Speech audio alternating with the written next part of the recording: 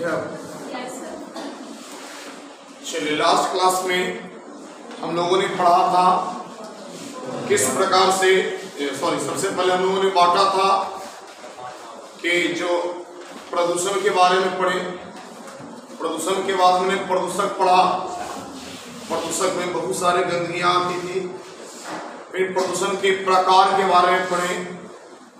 प्रदूषण के प्रकार के पढ़ते समय जाना कि प्रदूषक दो प्रकार के होते थे। उसमें एक का नाम था जैव निम्नीकरणीय और एक का नाम था जैव अनिम्नीकरणीय।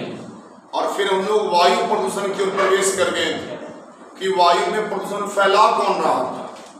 तो पहले जो हमने पिछले क्लास में पढ़ा था, पहले उससे क्या कर लेते हैं, लिखवा लिया जाए, उसके बाद गाड़ी को आगे बढ़ाएंगे। चलिए शुरू हो जाइए। ये गोपी छुटेगिनी महाशय का ब्रजेश कुमार यादव,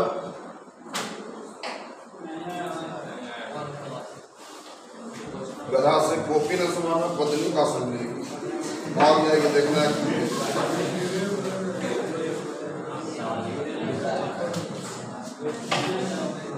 चलिए, प्रदूषण लिख के डैश,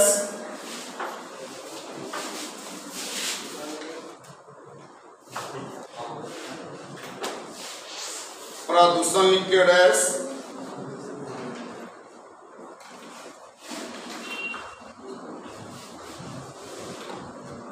लिखिए पर्यावरण में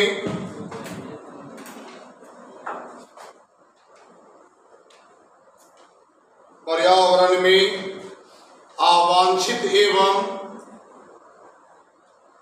पर्यावरण में अवांछित एवं हानिकारक, अवांछित एवं हानिकारक, अवांछित एवं हानिकारक पदार्थों के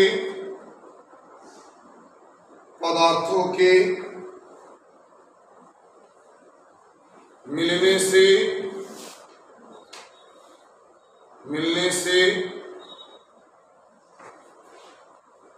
भूमि,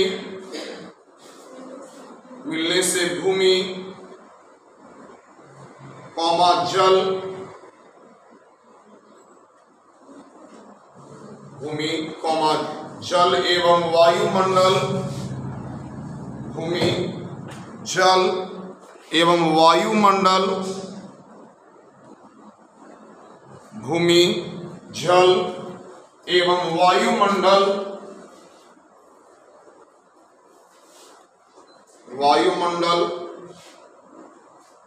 भूमि, जल एवं वायुमंडल के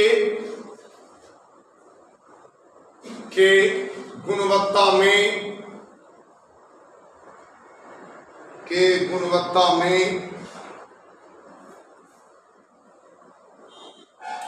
कमी आती है,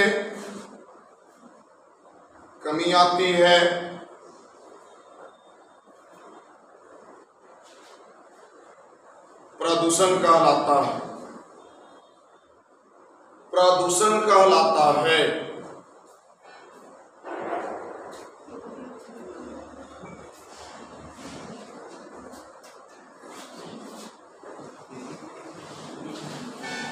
या करके दूसरा परिभाषा लिखिएगा, या करके दूसरा परिभाषा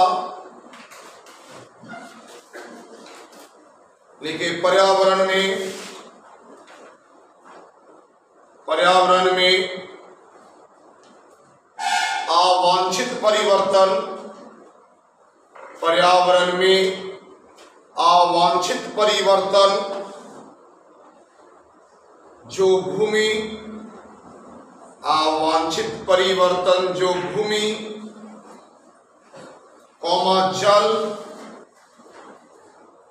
एवं वायुमंडल, भूमि, जल एवं वायुमंडल, भूमि, जल एवं वायुमंडल और विभिन्न वायुमंडल में विभिन्न भूमि, जल एवं वायुमंडल में मनुष्य तथा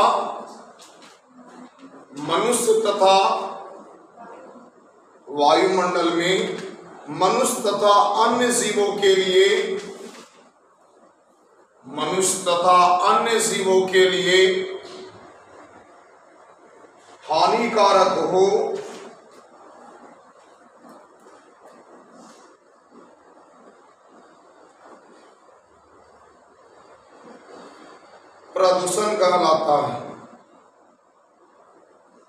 प्रदूषण कहलाता है।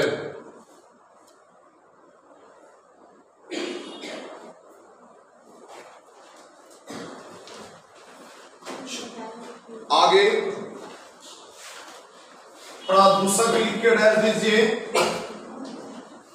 प्रदूषक, अगला पॉइंट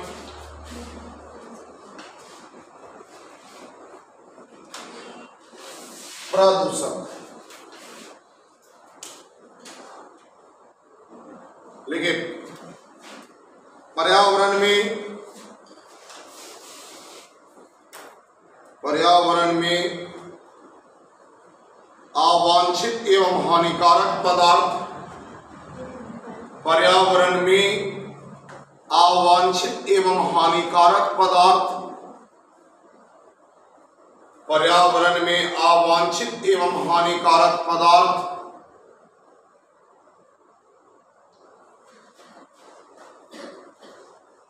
जो प्रदूषण फैलाते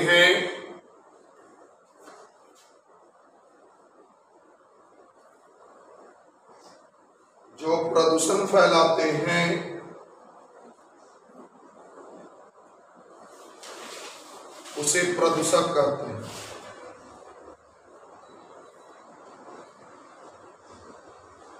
उसे प्रदूषक कहते हैं।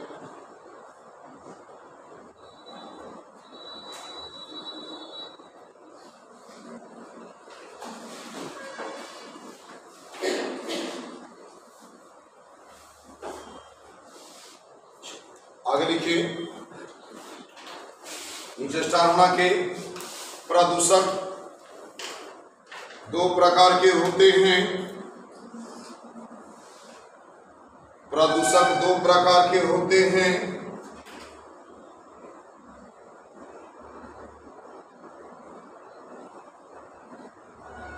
पहला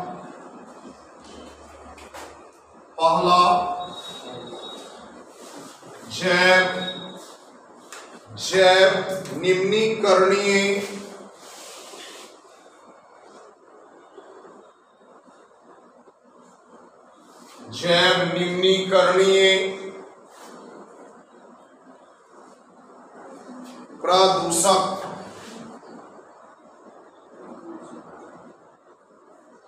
जैव निम्नीकरणीय प्रदूषक। और दूसरा जैव अनिम्नीकरणीय,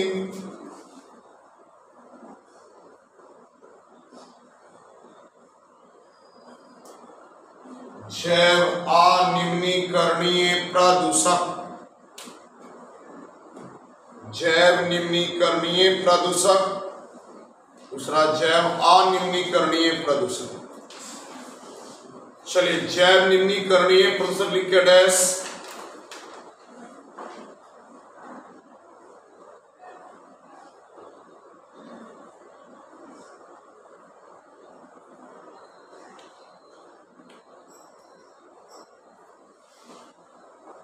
लिखिए डैश। देखिए, वैसे अवांछित पदार्थ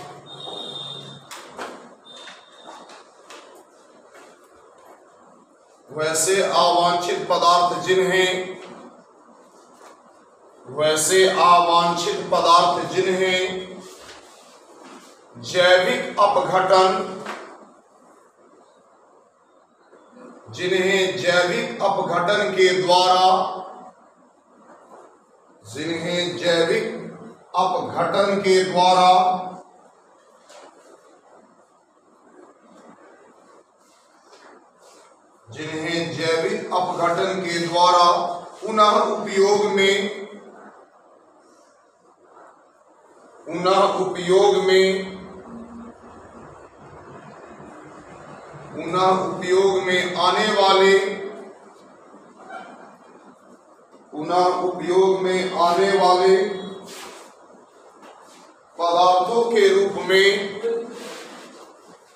उपयोग में आने वाले पदार्थों के रूप में बदला जा सके।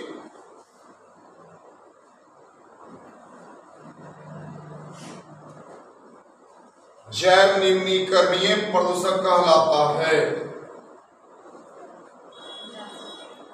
जैव निम्नीकरणीय प्रदूषक कहलाता है।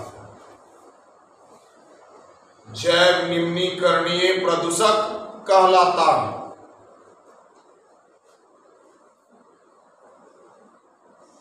जैव निम्नीकरणीय प्रदूषक कहलाता है। आगे जैसे लिख लीजिए, पेड़ पौधे के मृत शरीर, पेड़ पौधे के मृत शरीर,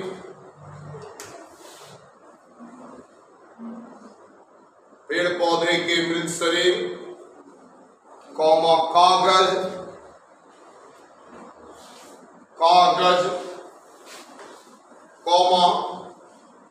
कपास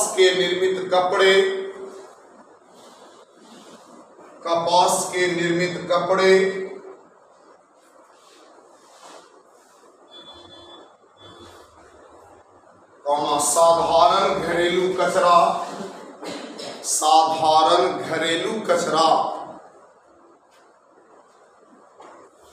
साधारण घरेलू कचरा, इत्यादि।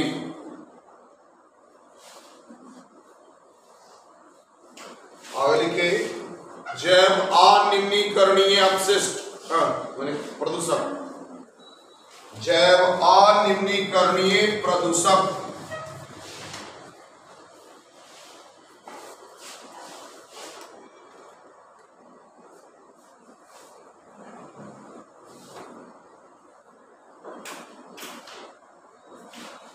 देखिए, वैसे प्रदूषक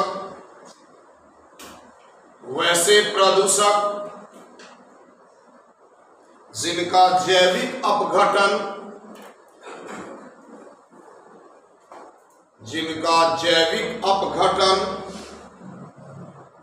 नहीं हो पाता है,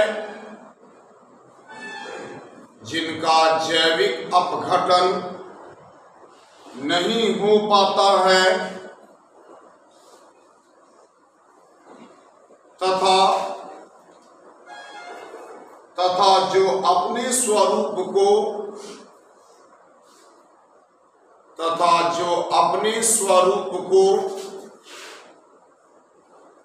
हमेशा बनाए रखता है,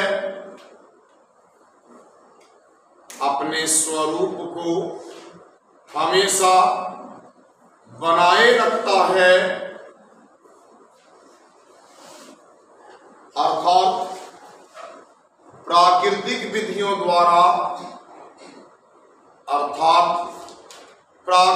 विधियों द्वारा नष्ट नहीं होता है,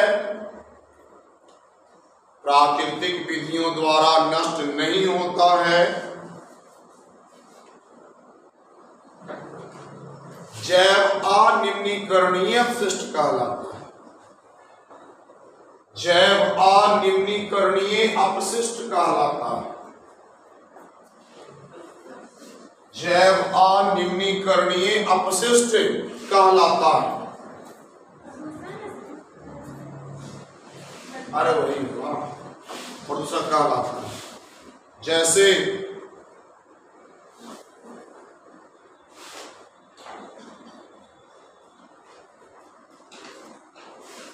DDT,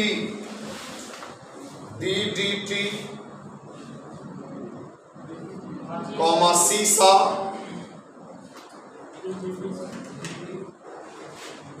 आर्सेनिक,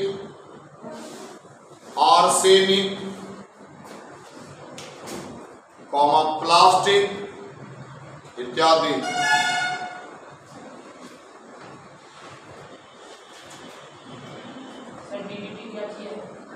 रहे थे पिछले क्लास में, बताए थे कि डीडीटी एक पीड़कनाशी है जो खेतों में कीड़ों मकोड़ों को मारने के लिए छींटते हैं दवाई।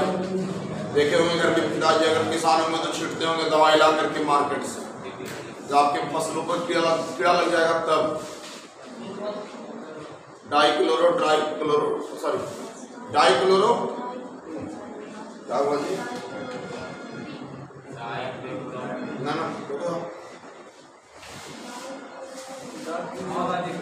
निकल नहीं रहा। ट्राइक्लोरोएथेन, ठीक, ये इसका फुल फॉर्म है। ये आपका 9th क्लास में पहले पढ़ना था, 9th क्लास में ही पहले आपको पढ़ना था डीडीटी का फुल। चलिए आगे लिख लीजिए।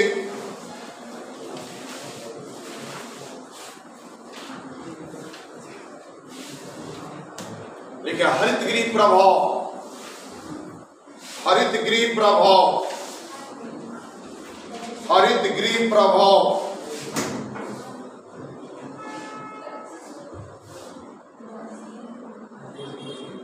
हरितगृह प्रभाव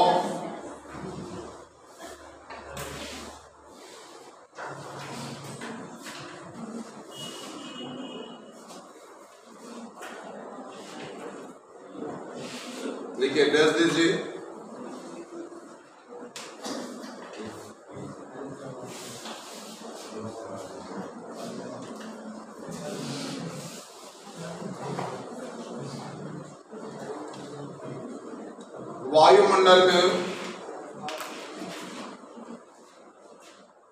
वायुमंडल में उपलब्ध CO2 कवच के कारण, उपलब्ध CO2 कवच के कारण, CO2 कवच के कारण, CO2 कवच के कारण पृथ्वी को जो ऊष्मा, पृथ्वी को जो ऊष्मा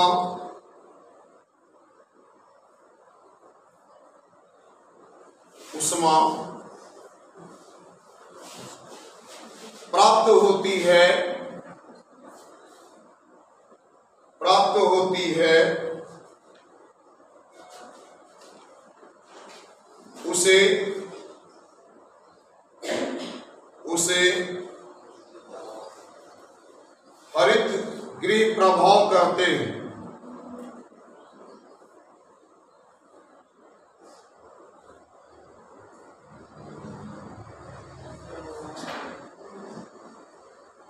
नीचे लिखेंगे स्टार बना के, CO2 गैस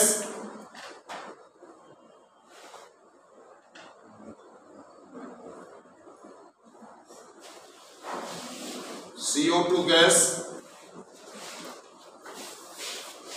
ग्रीन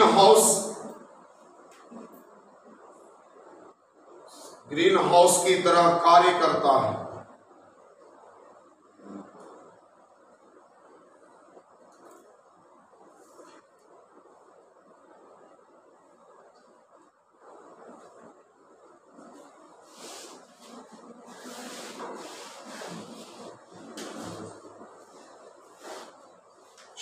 अगला लिखिए प्रश्न,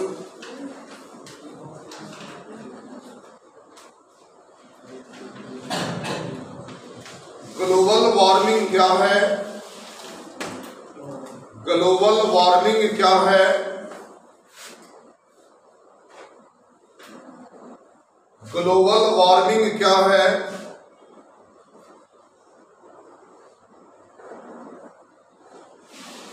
इसके प्रभावों का वर्णन करें। ग्लोबल वार्मिंग क्या है?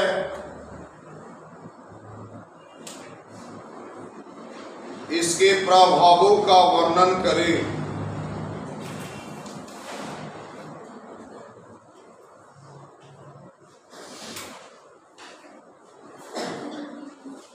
देखिए पृथ्वी के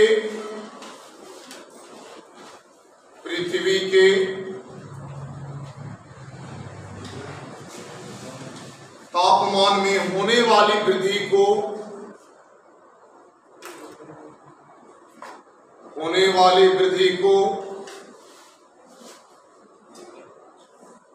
जब विश्व स्तर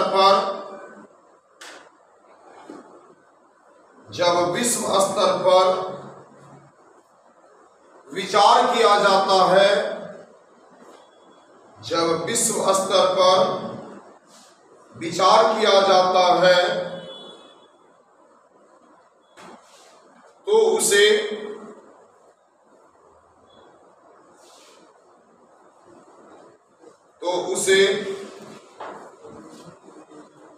भूमंडलीय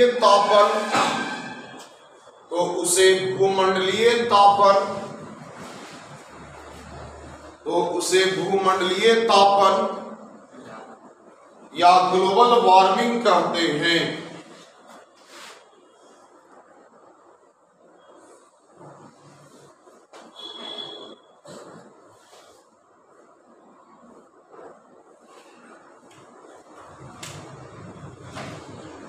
निचली का स्टार बना के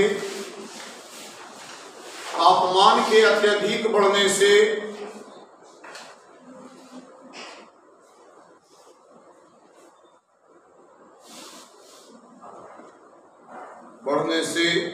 पौधे तथा जंतुओं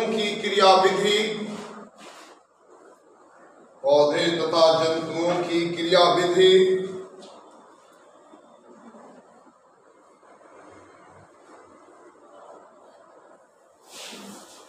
असंतुलित होने का खतरा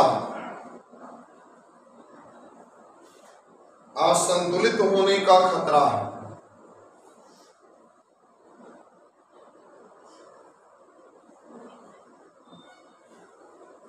इस आप देख रहे होंगे हर साल अपने देश में गर्मी बढ़ती जा रही है। औसतन एक साल में लगभग 2 डिग्री तक अंतर आ रहा है। आप ऑब्जर्व कीजिए, आज आप छोटे होंगे, बच्चे होंगे तो छठ महापर्व है बिहारियों का, सबसे बड़ा पर्व है बिहारियों का छठ। सब पर्व से सबसे बड़ा होता है क्योंकि ये सिर्फ बिहार के लोग मनाते हैं। हम बिहारी ऐसे हैं जो उगते हुए सूरज को ही पूजते हैं और डूबते हुए सूरज को ही पूजते हैं, क्योंकि वो ऊर्जा के स्रोत हमारे पृथ्वी का सबसे बड़ा ऊर्जा का स्रोत है सूर्य, और हम बिहारी उस सूर्य को भी पूजते हैं। तो याद कीजिए, छठ में अगर बचपन का दिन तो सुबह वाला में आप नहाना नहीं चाहते होंगे, रोते होंगे नहाए लगे, ठंडा का दिन रहता है। लेकिन क्या आपको लग रहा है कि सर आपको सूटर और टोपी लगाना पड़ेगा? एहसास हो रहा है? कितना दिन, 10 दिन बचा हुआ छठ का। आज 15 तारीख हो गया, 25 तारीख को आपका छठ का मेन जो टाइमिंग होता वो प्रवेश कर जाएगा। सोच लीजिए, तो अब क्या 10 दिन में इतना ठंड गिर जाएगा कि अभी हम लोग टी शर्ट पहन के आ रहे हैं, कूलर चला के सो रहे हैं, और 10 दिन में हमने हाथ उड़ लेंगे। लेकिन याद कीजिए, आज के 10 साल पहले की स्थिति, तो आप इस समय तक इनर पहनना आदमी शुरू कर देता। इनर अभी कौन पहनता है? लीजिए, हमारे यहाँ महान आदमी है। अच्छा बताओ, आप अभी कौन घर में इनर पहन रहा है जी? हम कह रहे कि आदमी कूलर और पंखा चालू करके गर्दन में चले।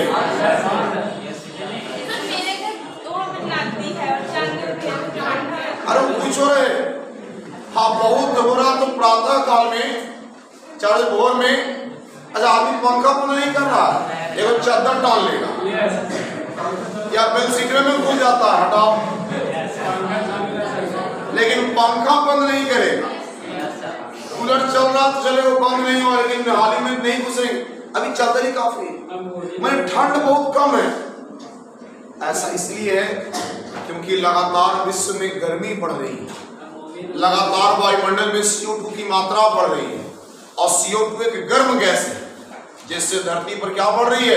गर्मी बढ़ रही है। तो हम पेड़ पौधे और जीव जंतुओं पर इसका बुरा प्रभाव पड़ेगा, क्योंकि हमारी क्रियाविधि प्रभावित हो जाएगी इससे। इसके अलावा अगर इसी प्रकार से गर्मी बढ़ती रही तो एक दिन हिमालय पहाड़ में पिघल जाए, क्योंकि हिमालय में बर्फ का बना हुआ चट्टान है, बर्फ का पहाड़ है। अगर वो पिघल गया ना बाबू तो हमारी पूरे धरती पर बाढ़ आ जाएगा, पूरी धरती जलमग्न हो जाएगी, हमें लाश बन के तैरेंगे। सोच लीजिए, धरती पर जीवन का समापन हो जाए। तो वैश्विक तापमान या ग्लोबल वार्मिंग बड़ा खतरनाक है। इससे बचने का उपाय क्या है? तो बचने का उपाय ये है कि जितना अधिक से अधिक हम लोग ग्रीन हाउस गैस के उत्पादन को कम करें। ग्रीन हाउस गैस के उत्पादन को क्या किया जाए? कम किया जाए। अब ग्रीन हाउस गैस का उत्पादन कैसे कमेगा? तो कहता है कि सबसे पहले हम लोग को जीवाश्म ईंधनों का उपयोग रोकना चाहिए। ये जो कोयला है, पेट्रोलियम है, ये चीजों को एकदम जलाना बंद कर दीजिए, क्योंकि जीवाश्म ईंधन मुख्य रूप से कोयला और पेट्रोलियम है आपका। अब पेट्रोलियम से आधा देश का अर्थव्यवस्था चलता है। सरकार का पेट्रोलियम रोकेगा? नहीं रोक सकता। सरकार कोयला कह रहा कि रोक दीजिए, नहीं जलाइए, और हमारे देश में बिजली उत्पादन कोयला से होता है। तो बिजली नहीं आएगा तो लोग गिरा पाएगा जी, अब तो बड़ा दिक्कत होगा। अगर आपके गांव का लाइन काट दो लेकिन ये लाइन नहीं देंगे इस गांव में, तो सब रोड पर उतर जाएगा जनता, नेता को एकदम घरे छेक लेगा, बड़ा दिक्कत है। जैसे पंजाब में भगवंत मान के घर के गोले सब बैठ गया किसान लोग कि 2 साल पहले हमने की सपोर्ट करता था, मुख्यमंत्री वाला सपोर्ट नहीं कर रहा, काम नहीं कर रहा किसानों, सब घर के बाहर ही तंबू लगा दिया कि यही रहेंगे अब। ये तो वैसे ही जनता करने लगेगा। और क्या कर सकते हैं? तो जितना हो सके वृक्षारोपण करें, क्योंकि ये सब उष्मा बढ़ रहा CO2 के कारण। तो अगर हम पेड़ पौधा लगाएंगे तब पेड़ पौधा का काम है O2 और CO2 में संतुलन स्थापित करना। O2 और CO2 में क्या करता है? संतुलन करता है। कौन? पेड़ पौधे। क्योंकि हम लोग बहुत पेड़ पौधे को प्रकृति का फेफड़ा करते हैं। जैसे हम लोग के बॉडी में फेफड़ा है जो O2 ले रहा, CO2 छोड़ रहा है, वैसा ही पेड़ पौधा है, वो CO2 लेता है, O2 छोड़ता है, जिससे वायुमंडल में संतुलन आता है उसके बीच। तो अगर हम वृक्षारोपण करेंगे तब इससे बच सकते हैं, ग्लोबल वार्मिंग से बचा जा सकता है। जितना अधिक से अधिक हम लोग क्या कर सकते हैं? पेड़ पौधे लगाएंगे। अच्छा, पेड़ पौधे तो लगाएंगे, अब पेड़ पौधा काटना कम करेंगे। इन की लगा तो रहे हैं, काटले भी जा रहे हैं, तो कोई फायदा नहीं। ये वही हो गया कि कोचिंग तो डेली आते लेकिन घर में नहीं पढ़ते, क्योंकि फायदा नहीं है। कोचिंग डेली आ रहे झोला लेकर के और घर पेजो नहीं पलट रहे, अगला दिन आते समय कॉपियां ढूंढने पड़ता है कौन कबाबा वाला था। ये स्थिति, हाँ देखे बच्चों से तो परिचित हैं, भली बात। अच्छा, और क्या कहता है? अच्छा, कुछ हो दुनिया में हो, एक कारण जरूर रहेगा। हम बोले थे कुछ रहे वो कारण लगा ही देना। अगर मनुष्य उससे रिलेट हो रहा, मैंने जुड़ रहा है, तो एक कारण होगा, बढ़ती जनसंख्या। ये जो धुआंधार प्रोडक्शन है लोगों का, इस प्रोडक्शन में भी कमी लाना है। और आप लोग शिक्षित समाज के अंश हैं, पढ़े लिखे लोग हैं, इसीलिए आप लोग का दायित्व है कि हम दो हमारे दो, इसका पालन हम बताएं थे प्रोडक्शन में कि हम दो हमारे दो बांग्लादेश को माने। तो ये हम लोग ऐसे नारक जगह, तो आप लोग शिक्षित हैं, आप लोग का दायित्व है कि जब आप अपना फ्यूचर प्लान करेंगे तो 2 ही बच्चों का प्लान करिएगा, 2 से अधिक बच्चों का प्लान नहीं करिएगा, क्योंकि आप इंसान हैं, मशीन नहीं। मतलब मशीन है कि फोटो में डाल दे, चलो 10 को 20 को 10 को फटाफट निकलेगा। तो आप इंसान बनिए, मशीन नहीं। हम दो हमारे दो का नारा दीजिए, और 2 बच्चे ही अच्छे हैं, ठीक ना? 2 बच्चे हैं, मीठी खीर उससे ज्यादा है बाबा से। यह स्लोगन है आपका। एक क्या था पंचायत में वेब सीरीज था, देख रहे थे हम, उसी में स्लोगन था, 2 बच्चे हैं मीठी खीर उससे अधिक है बाबा से। तो जो भी इसमें तीसरा बच्चा वो माँ बाप के लिए बाबा सिर ऊपर से गिर लीजिए आप क्या नंबर पर है। उसमें करता है ना 3 आदमी 3 बच्चे उसके रहते हैं। अच्छा तीसरा का बेटा रहता पिंटू लाल, अब 2 को बेटी आगे रहती है, दोनों बच्चे भी दूसरे रहते कहते पिंटू तो बाबा सिर, तो ये स्थिति ना हो जाए, इसलिए 2 ही बच्चे अच्छे। तो जो भी शिक्षित व्यक्ति होते हैं उनके घर में 2 ही मेंबर होते हैं। देखिए अपने 2 ही भाई बस, कोई है ही नहीं घर में, वाहन में कोई दिक्कत नहीं, आप बचा ना पैसा जी, वाहन नहीं है तो कम से कम 30-40 लाख का तो बचत है मिनिमम, तो उतना हम ऋण मिलेगा, आधा जरूर हमको मिल जाएगा, बस खत्म कहानी। वाहन रहता तो इतना का लॉस था, अच्छा वो तो एक बार लॉस हुआ, बाकी जिंदगी भर लॉस होते रहता कुछ ना कुछ, सब ना बच गया ये चीज है। लेकिन जो भी हो लड़का या लड़की कोई अंतर नहीं है, बस 2 ही होने चाहिए, ये याद रहे 2 होने चाहिए। तो जनसंख्या जरूर आ जाता कुछ हो जाए, इसके अलावा हम लोगों को अधिक से अधिक उर्वरकों का इस्तेमाल नहीं करना चाहिए। जो रासायनिक उर्वरक आप खेतों में इस्तेमाल कर रहे हैं उसका इस्तेमाल में कमी लाना चाहिए, तभी जा करके हम लोग ग्रीन हाउस प्रभाव को, ग्लोबल वार्मिंग को क्या कर सकते हैं, कम कर सकते हैं। नीचे का स्टार बना के सॉरी हाँ ठीक है स्टार बना के देखिए पृथ्वी का तापमान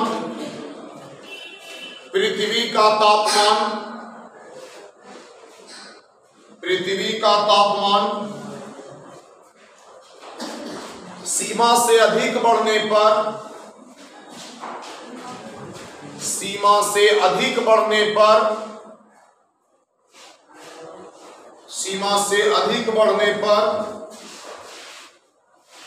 ध्रुवीय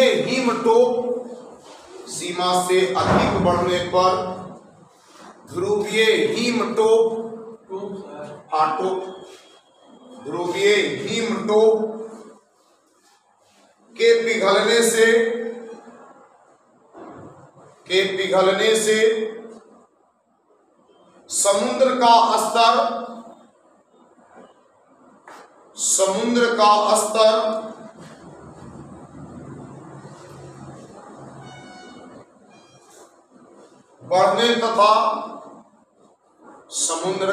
स्तर बढ़ने तथा बाढ़ आने की संभावना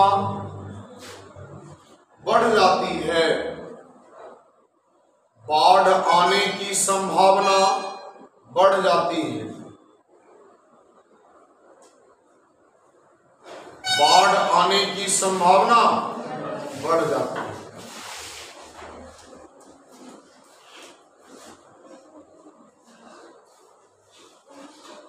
और आगे नीचे लिखे प्रश्न, हरित गृह प्रभाव एवं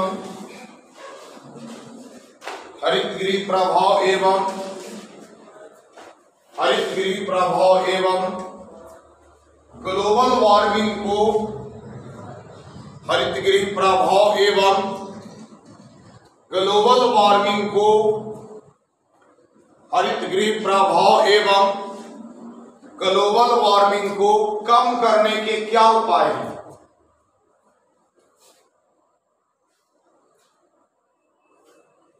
कम करने के क्या उपाय हैं?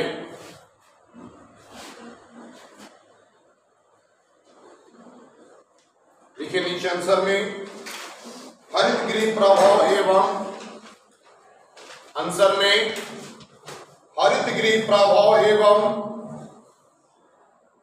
ग्लोबल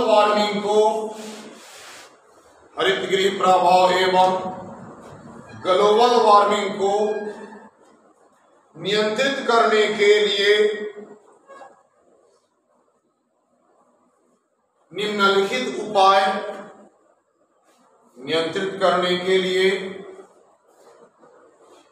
निम्नलिखित उपाय आवश्यक है। निम्नलिखित उपाय आवश्यक है। पहला, जीवाश्म ईंधन का कम से कम उपयोग। जीवाश्म ईंधन का कम से कम उपयोग।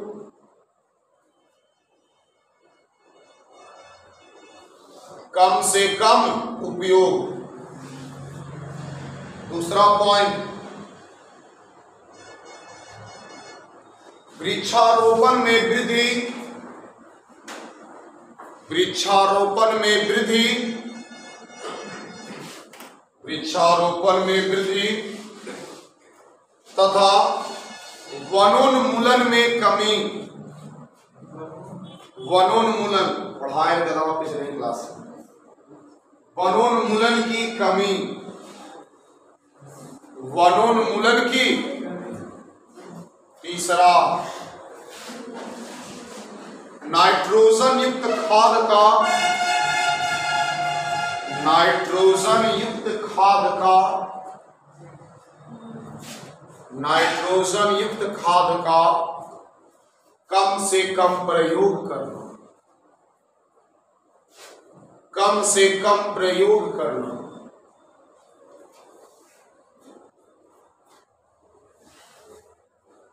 अगला,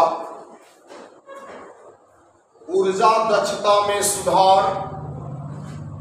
ऊर्जा दक्षता में सुधार। ऊर्जा दक्षता में सुधार एवं जनसंख्या में कमी। एवं जनसंख्या में कमी।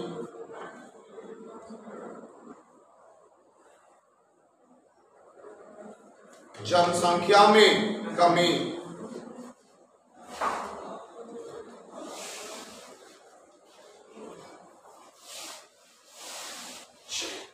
आगे लिखिए क्वेश्चन, वायु प्रदूषण क्या है? वायु प्रदूषण क्या है? इसके हानिकारक प्रभाव को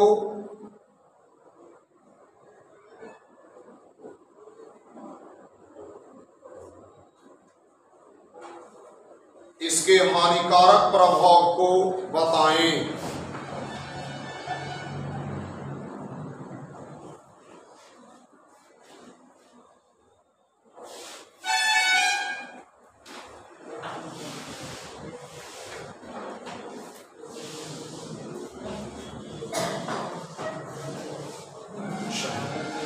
लिखिए बाबू, पहले वायु प्रदूषण लिखिए डैश। तुम गप करने के धरती में पैदा हुआ है जी, पढ़ने के लिए तुम्हें पढ़ो। वायु प्रदूषण लिखिए डैश।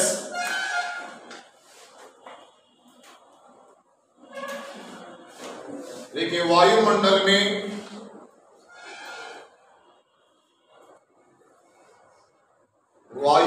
में अवांछित एवं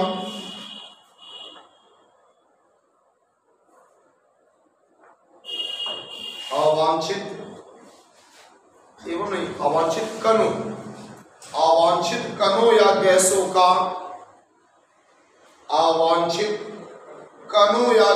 का निवेश। अवांछित कणों या गैसों का निवेश जो कि मनुष्य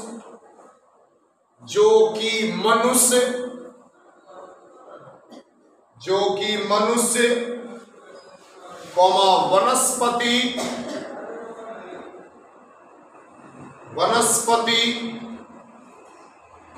जंतु एवं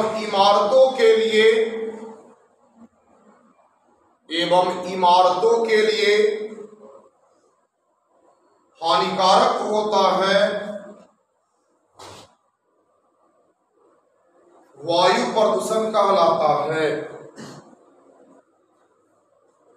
वायु प्रदूषण कहलाता है।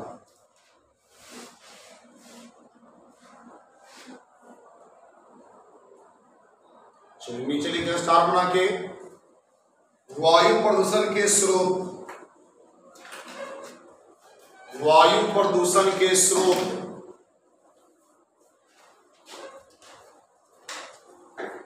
वायु प्रदूषण के स्रोत। नीचे लिखिए, वायु प्रदूषण के निम्नलिखित स्रोत हैं, वायु प्रदूषण के निम्नलिखित स्रोत हैं, वायु प्रदूषण के निम्नलिखित स्रोत हैं।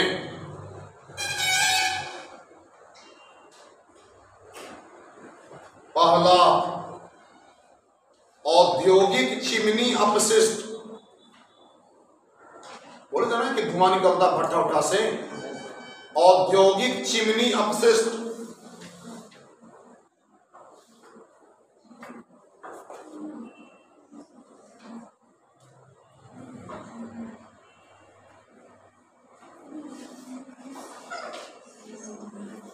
दूसरा, उष्मीय शक्ति केंद्र, उष्मीय शक्ति केंद्र से निकलने वाला धुआं, उष्मीय शक्ति केंद्र से निकलने वाला धुआं।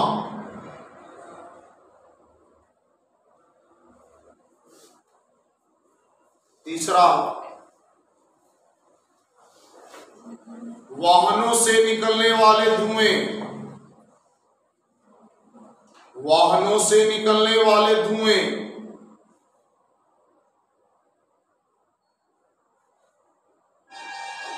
अगला, ईंधनों के जलने से निकलने वाले धुएं, ईंधनों के जलने से निकलने वाले धुएं।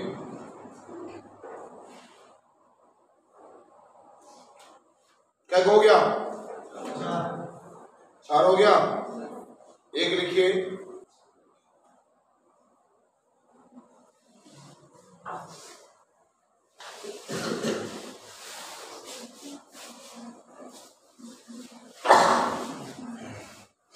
देखिए खेती के लिए भूमि खाली करने हेतु, खेती के लिए भूमि खाली करने हेतु, भूमि खाली करने हेतु जंगलों और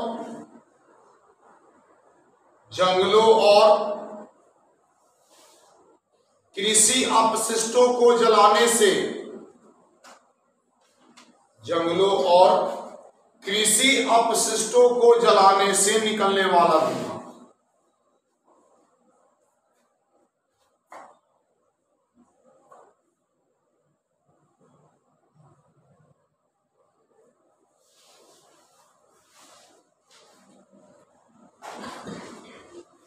चलिए नीचे लिखे विस्तार बना क्या,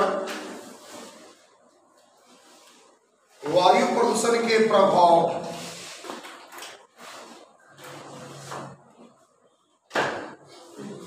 वायु प्रदूषण के प्रभाव।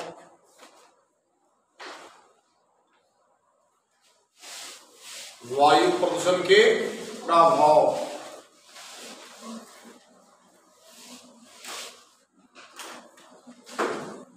देखिए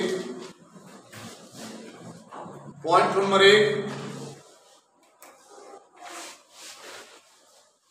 देखिए गाड़ियों से निकलने वाले धुओं में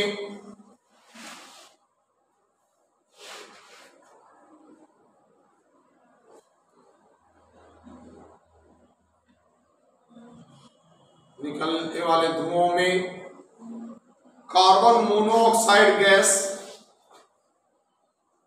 कार्बन मोनोऑक्साइड गैस होता है।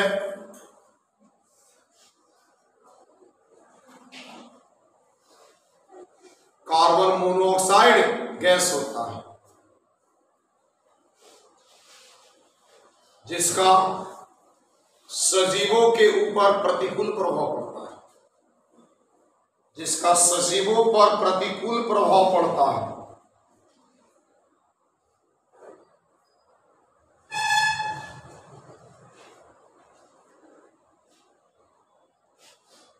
दूसरा,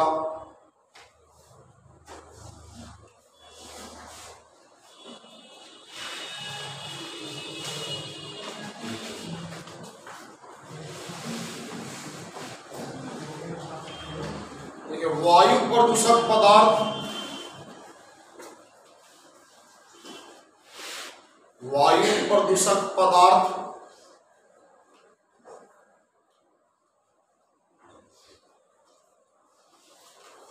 पेड़ पौधे के पत्तियों पर, पेड़ पौधे के पत्तियों पर जम जाते हैं, पेड़ पौधे के पत्तियों पर जम जाते हैं, जिससे प्रकाश संश्लेषण का दर कम जाता है।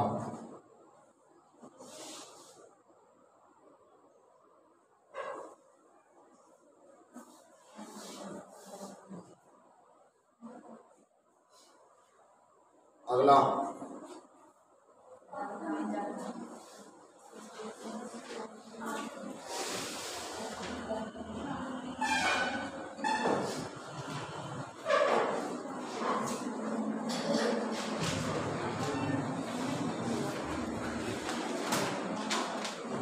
तीसरा लिखिए,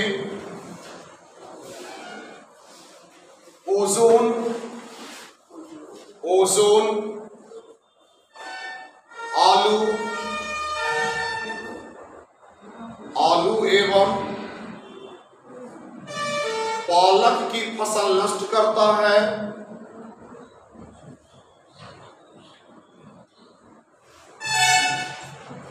नष्ट करता है, एवं तंबाकू, तंबाकू टमाटर एवं पाइनस, पाइनस के पत्तियों को क्षति पहुंचाता है, पाइनस के पत्तियों को क्षति पहुंचाता है।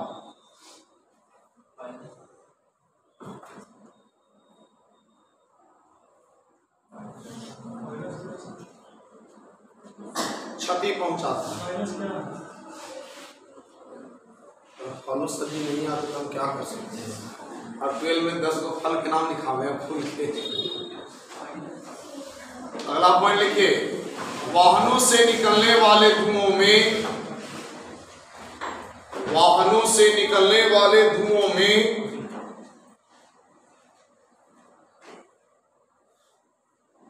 सल्फर डाइऑक्साइड होता है, सल्फर डाइऑक्साइड होता है, जो अस्थमा,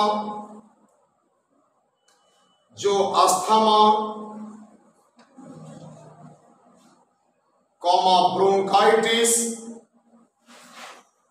ब्रोंकाइटिस जैसे रोग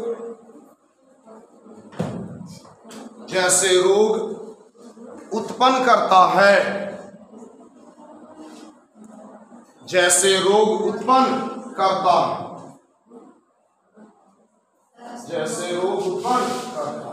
अस्थमा ब्रोंकाइटिस, ब्रोंकाइटिस में बीमारी काटना, जितने में बहुत से लोग को बुढ़ापा में एकदम सूझ जाएंगे आपके बगल में ना, तो आपका नींद ले लेंगे गा बजा के, खर खर मारेंगे एकदम म्यूजिक, हो गया ब्रोंकाइटिस।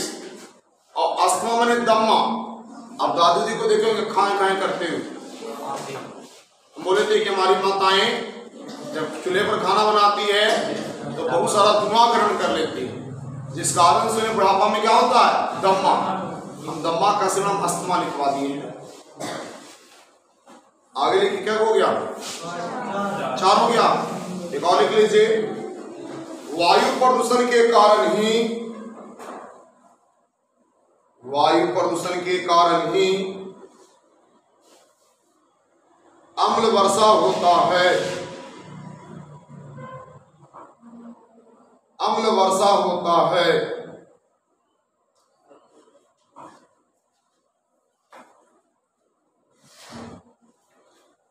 अम्ल वर्षा जिसका प्रभाव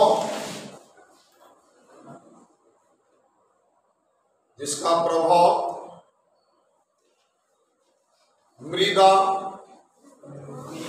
मिट्टी पर, जिसका प्रभाव मृदा,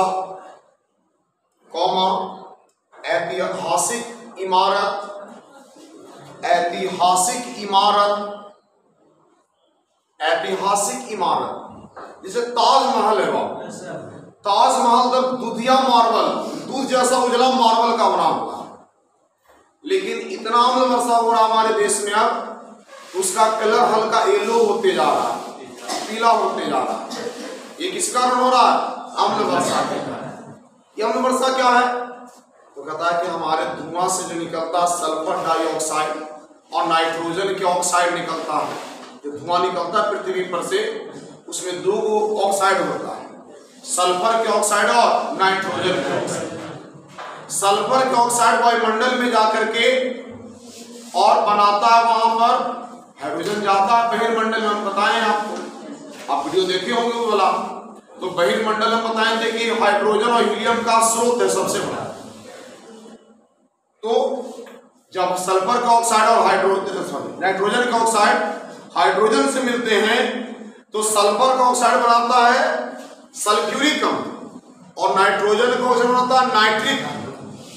और सल्फर का ऑक्साइड सल्फ्यूरिक अम्ल जो बना और नाइट्रोजन का ऑक्साइड जो नाइट्रिक अम्ल बना, वो वर्षा के जल के साथ मिल जाता है और मिल करके धरती पर आ जाता है। तो वर्षा के जल के साथ सल्फ्यूरिक अम्ल एवं नाइट्रिक अम्ल को जमीन पर गिरना ही क्या कहलाता है? अम्ल वर्षा। अब अम्ल वर्षा से परिचित हैं आप? कहीं कहीं बरसात में नहाते होंगे अगर, तो पूरा नोचनी भरता होगा देह। अच्छा, गांव के लोगों का एक मानना है कि बरसात में नहा लोगे पहला दूसरा बरसात में तो सब घमौरी मर जाएगा। गांव देहात में लोगों को गर्मी दिन में घमौरी हो जाता है, आदमी एकदम कटहल बन जाता है। हाँ, सगरों घमौरी निकल जाएगा माथा में, मुंह में। आदम क्या हो जाता है? कटहल जैसा। किसी कटहल में कांटा निकल जाता है, उसी आदमी को इसे करिएगा तो पूरा लगा गड़ रहा है। अच्छा, गांव के लोग को कौन सिखा दिया कि तितली से पड़वा बन जाता है, तितली पड़ेगा पड़वावेगा घमौरी उससे। आप तो कुछ लोग समझदार हुए तो नाइसिल और डर्मीकूल और कोनकूल लगाते हैं, पाउडर लगा करके कम से कम अपने आप को कंट्रोल करते हैं। नहीं तो बाबू जिस समय सब डर्मीकूल और नाइसिल नहीं चलता था, आदमी एकदम कटहल बन जाता था। और आदमी क्या करता था? जैसी बरसात पड़ा ना पहली बार तो नहाएगा जाकर, और नहाने से एसिड रेन रहता था तो सब जला देता था। अरे क्या नहाइएगा बरसात में तो शरीर उजला उजला हो जाएगा, वो एसिड रेन का ही प्रभाव। ठीक ना? गर्मी नहीं, एसिड गिरा आपके बॉडी पर। अगर ज्यादा एसिड मात्रा होता ना तो स्किन को जला देता, लेकिन पानी में कम एसिड जलता है, घमौरिये जला।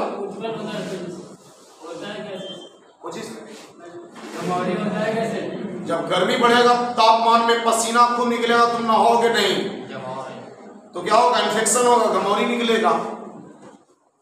बहुत इसमें ऐसे हैं जो साप्ताहिक आदमी है नहाने में। हाँ, रोज नहातम देख आतम अहम नहावम पको पको।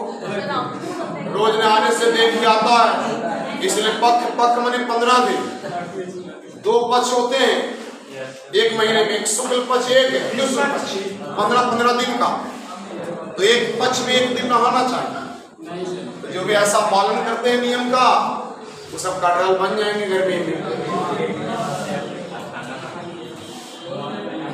मृदा को ऐतिहासिक इमारत बर्फ पड़ता है।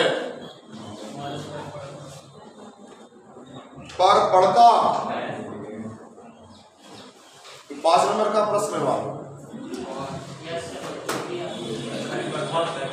2011 में प्रश्न आयल है। चलिए आगे लिखिए क्वेश्चन।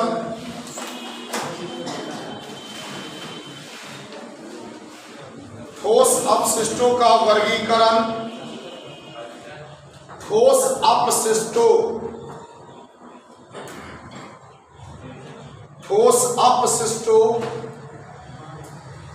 का वर्गीकरण। ठोस अपशिष्टों का वर्गीकरण तथा इसके निपटारा का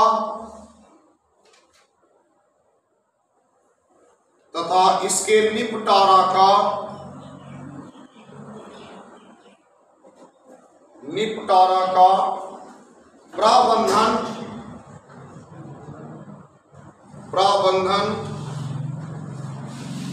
विस्तार से लिखें।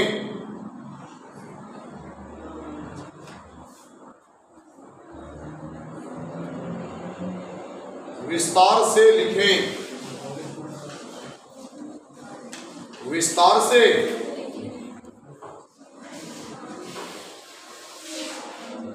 चलिए समझिएगा।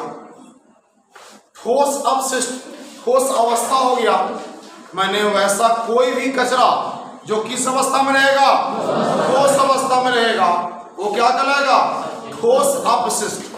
अपशिष्ट का मतलब होता है कि वैसा पदार्थ जिसका हमारे लिए कोई इस्तेमाल नहीं, जो हमारे लिए अवांछित हो जाता है, अनुपयोगी हो जाता है, उस पदार्थ को अपशिष्ट कहते हैं। और अगर वो अपशिष्ट ठोस अवस्था में होगा तो उसे क्या कहेंगे, ठोस अपशिष्ट। बोलचाल की भाषा में इसे कूड़ा करकट कहते हैं। बोलचाल की भाषा में क्या कहते हैं, कूड़ा करकट। और इसी अपशिष्ट को नगर पालिका अपशिष्ट भी कहते हैं। आप देखते हो कि यहाँ शहर में आपके घर से निकलने वाला कचरा को कौन जमा करता है, नगर निगम। आप जो भी कचरा नगर निगम को देते हैं उस सब कचरा क्या रहता है, ठोस अवस्था का रहता है। कभी द्रव अवस्था कचरा दिए हैं कोई जी, कि नाली का पानी निकाल के दे दिए उस काटकी में, चले जाओ आओ बहुत नाली भर गया इधर, कभी कोई किए? या कोई माहौल गर्म करके उसको प्लास्टिक में पैक करके जरा के ले जाओ, वायु हवा वाला। सब जो भी अपशिष्ट देते हैं हम लोग वो क्या होता है, ठोस अपशिष्ट होता है। कोई कभी द्रव अपशिष्ट दिए हैं कचरा वाले को, कैसी अपशिष्ट कोई नहीं दे सकता। तो हम लोग नगर पालिका अपशिष्ट भी कहते हैं, ठोस अपशिष्ट, किसे नगर निगम ले जाता है। अभी तो हम लोग का दीपावली का पर्व चल रहा है, धुआंधार। अभी तो घरों से हुआ कचरा निकलेगा कि मत पूछिए, पूरा दम बड़ा ठूस ठूस के निकलता है। और बेचारे इन लोग को खूब काम करना पड़ रहा है आप लोग के साथ। हम काम तो नहीं कर सकते लेकिन हमारा संभावना आपके साथ है। हाँ चलिए आप लोग काम कीजिए जम के, और घर को अच्छे सुंदर बनाइए, साफ कीजिए, ताकि आपका भाई पटाखा फोड़े दिवाली में। भाई को आराम है, बहुत खुश हुआ ना तो मम्मी और बहन मिलकर कपड़ा खींचेंगे तो भाई छता पर पहुंचा देगा, नहीं पहुंचाता है ना। भाई काम करने की थोड़ा ना पैदा लिया है, वो आराम से खाएगा और मोहल्ला में घूमेगा। बुजुर्गों का कहावत है कि बेटा और बाछा कहीं बांध के नहीं रखा जाता, ठीक ना। तो बेटा और बाछा कहीं बंधाता, अभी देखिए बाछा पे बांधता है नहीं, खुला छोड़ देता है। बुढ़ा लोग बहुत सोच के कोई बात बोलते थे। तो हम सभी ठोस अपशिष्ट से परिचित हैं। अच्छा हमने पढ़ाया था कि अपशिष्ट दो प्रकार के, एक जैव निम्नीकरणीय, अभी तुरंत लिखवाए भी है, और एक जैव। इसमें एक और जुड़ जाता है, पुनः चक्रीय अपशिष्ट। पुनः चक्रीय अपशिष्ट क्या है, तो वैसा अपशिष्ट जिसको हम गला करके सड़ा करके दोबारा उपयोग में ला सकते हैं। जैसे शीशा, अगर आपके घर में गोदाम है और आप अब दिवाली में उसको हटा रहे कि नहीं खराब हो गया, उसको लोग फेंकते नहीं, उसको इधर लोग जमा कर लेते हैं। और गांव देहात शहर में आता कचरा लेने वाला, इसमें खूब लेके घूम रहा ठेला, आप उसको दे दीजिए। घर में सॉस का बोतल हो गया साल भर में 10-12 गो, तो 2 रुपये बोतल ले लेता है आपका, 2 से 3 रुपये बोतल, 12 को बेचेंगे तो 12-36 रुपये दे देंगे। तो शीशे का बोझाम और बोतल को बेचा जाता है, वही शीशा द्वारा फैक्ट्री में जाता है, उसको गला करके नया शीशा बना देते हैं। प्लास्टिक, हम पटना में रहते थे तो वहां पर सुधा डेली का पैकेट जमा लोग करता था। पहले हम लोग फेंक देते थे, स्टार्टिंग में गया वाला नियम जानते थे, लेकिन पटना में कोई फेंकता है उसको जमा करता है और साइकिल पर लोग लेके आता है उसको खरीदने के लिए, और किलो से तोल लेगा और उसके बदले आपको क्लिप या छन्नी सब साइकिलें पर रखने रहता है। वही सामान 10-15 रुपये 20 रुपये वाला छलनी रहेगा या छन्नी रहेगा, नॉर्मल सामान किचन वाला, क्लिप उलिप रहेगा, जुड़ा हुआ रहता है, छोलना रहता है उसमें।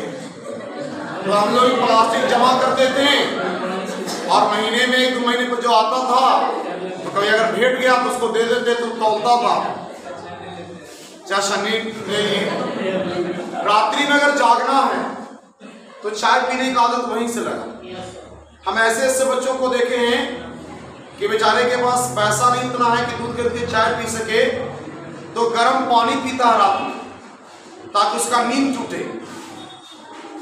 ऐसे बच्चों से हम परिचित हैं, हम देखे ऐसे बच्चों को, इसके घर से बहुत ज्यादा पैसा नहीं आता है और उसको पढ़ना है, कुछ करना है, तो रात में जगने में, रात में नींद आने लगता है। अब हम बाकी लोगों की तरह धूम्रपान और सरगुड़ तो खा नहीं सकते हैं। पूछिएगा सरगुड़ खाने वाले से काला खाता है, तो मनसौखियल खाते हैं थोड़ा टाइम पास के लिए। तो टाइम पास करने के लिए हम लोग सरगुड़ तो खाएंगे नहीं, धूम्रपान तो करेंगे नहीं, तो कुछ लोग चाय पीने लगते हैं।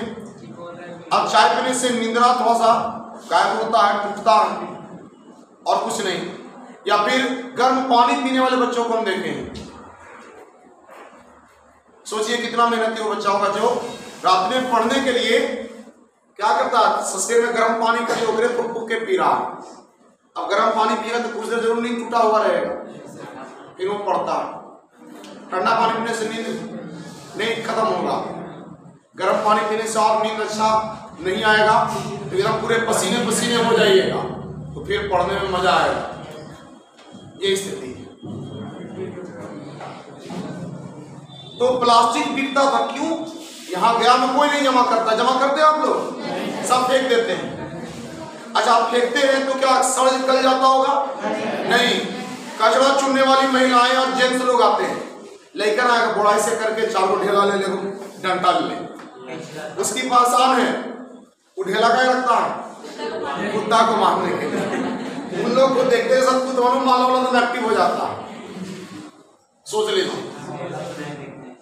तो हम सुबह सुबह देखिए 4-5 में भोरे में सब चुनित रहेगा, नली में हेल के चुन लेता है। वो प्लास्टिक जाके बेचेगा, उसी से पैसा मिलेगा उसको। वो प्लास्टिक दोबारा जाएगा फैक्ट्री में, गल के नया प्लास्टिक बनेगा।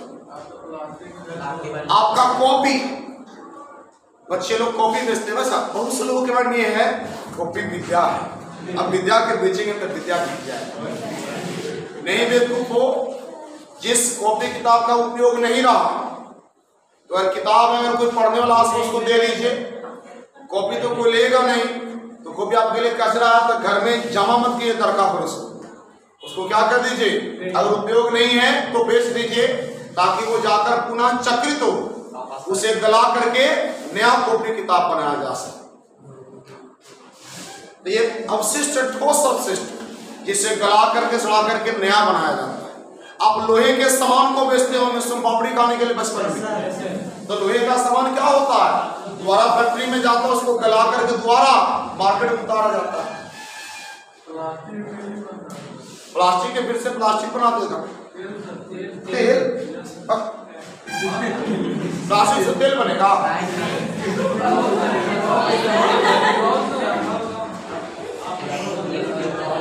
अच्छा, जो हम लोग का जैव निम्नीकरणीय अपशिष्ट था, जैसे पशुओं का मल मूत्र गोबर, ये सब, तो हम लोग गोबर वगैरह का क्या करते हैं, तो गोबर वगैरह को खेतों में डाल देते हैं। जो भी जैव निम्नीकरणीय अपशिष्ट होता है उसको अपने खेतों में डाल देते हैं, और उसको अपने खेतों में डालने से ही वो खेतों में क्या होता है, मिल जाता है। जितने किसान परिवार के बच्चे बच्चियां बैठे हुए हैं, आप सबके घर में गंदौरा डाला होगा खेतों में, और वो गंदौरा खेतों में क्या होगा, पूर्णता मिल जाता है। होता है ऐसा? आज के क्लास में किसी को कोई दिक्कत? अब अगले क्लास में आपके साथ ये क्वेश्चन लिखवाएंगे, वो सबसिस्ट वाला, कोई दिक्कत?